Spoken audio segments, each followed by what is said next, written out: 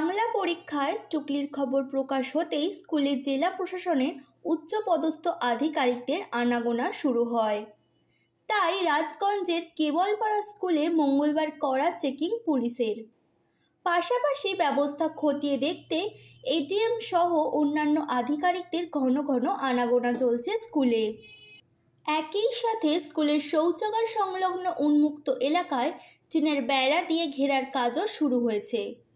সোমবার এই স্কুলেই টুকলি মিলিয়ে লেখার ছবি প্রকাশ্যে আসে, যার জেরে চাঞ্চল্য ছড়ায় শিক্ষানুরাগী মহলে। অস্বস্তিতে পড়ে প্রশাসন।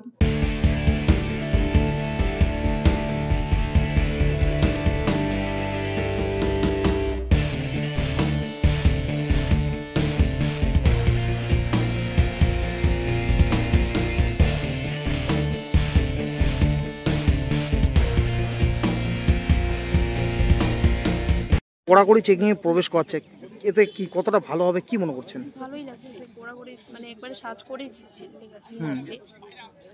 এই যে গতকাল যে একটা ঘটনা দেখা গিয়েছিল যে নকল টুকলি করছে, এই জিনিসটা কি ঠিক, কি মনে করছেন? না, এটা ঠিক না। ঠিক না?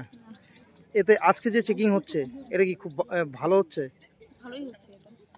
আপনাদের কে আছে? আমার ভাই আছে আর ভাস্তি। ভাই ভাস্তি হ্যাঁ, কোথা কোন স্কুলে পড়তো? মান্টাদের স্কুলে। মান্তাদার স্কুলে। দিদির নাম? রাখি রায়। এর একটি ইনসিডেন্ট জানার পর তো সেই জন্য আমরা এখানে ডিস্ট্রিক্ট থেকে আসা হয়েছে যাতে আশ্বস্ত করা যায় এবং আমরা যাতে আশ্বস্ত হই যে ভবিষ্যতে এরকম ঘটনা ঘটবে না। ধন্যবাদ।